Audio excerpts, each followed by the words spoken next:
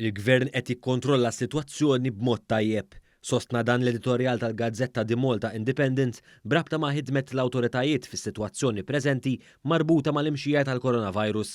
L-Independent qalet li l-Gvern mal-ewwel laqa għal din l-imxija billi żied is-soddod għal dawk rikoverati l-isptar minħabba din l-influwenza. Lockdown totali ta' malajr se taħalla riperkussjonijiet fi żmien li ġej, saħqet l-Independent li fissret ukoll bħala passi għaqlija dawk li ħall-Gvern b'mod gradwali fosthom il-kwarantina mandatorja għal kull min jidħol f'pajjiżna u l-miżuri dwar l-attivitajiet tal-massa. Il-gazzetta semmet ukoll il-miżuri f'waqthom li ħabbar il-Gvern sabiex jgħin in-negozji milquta mill-coronavirus. Fost dawn il-miżuri kien hemm il-posponiment ta' ħlasijiet tat-taxxi, VAT, kontribuzzjoni tal-ħlas tal-bolla kemm għal min iħaddem u għas-self-employed. Sabiex is-sitwazzjoni nżammet taħt kontroll, kienet importanti wkoll il-kampanja ta' informazzjoni li jagħmel il-Gvern sabiex il-pubbliku jkun mill-iktar informat fuq miżuri preventivi.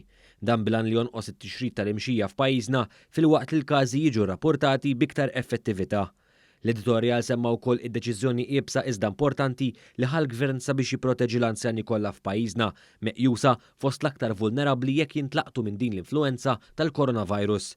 Dan wara li waqqaf iż-żjarat fiċ-ċentri u d-djar tal-anzjani.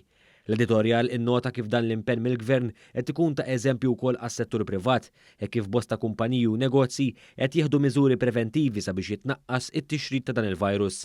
Dan filwaqt li faħħar ukoll il-professjonisti u dawk kollha li jaħdmu fil-qasam tas-saħħa li qed ikunu fuq quddiem iħabtu wiċċhom ma' din it-tifqija bilan li jgħinu lill-Maltin u l-għawċin kollha.